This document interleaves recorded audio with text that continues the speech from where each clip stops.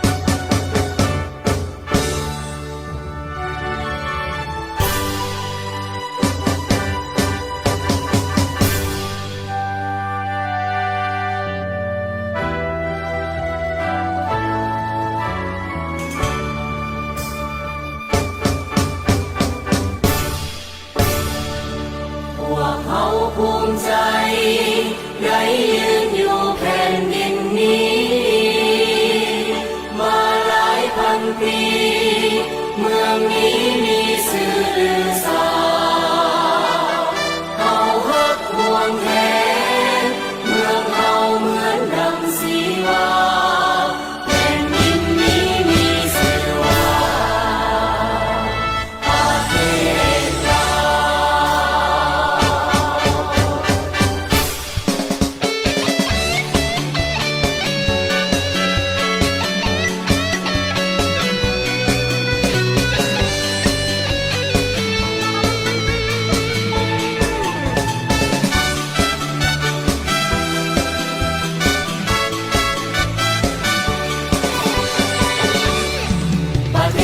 อยอย่างนี้และสวยงามเป็นแผ่นดินความงามล้ำสะดุดตามีธรรมชาติป่าไม้สายคาดามีภูผาตรงนาป่าของไทยมีต้นไม้ลำใหญ่หลายหัวดีสร้างพันธนีมีหกมีมากมายน้ำต้นขาดอากาศเย็นสบายเอาภูมิใจเข้าไปพัฒนาประเทศของคอยก็คือประเทศลาวพวกเราคนลาวคนมีน้ำใจวัฒนธรรมเลิศล้ำมาแต่ใดจะอยู่ใสทิ่นใดในสาธายินดีต้อนรับเข้าสู่ด้วยหัวใจท่านมาจากใสทิ่นใดในโลกา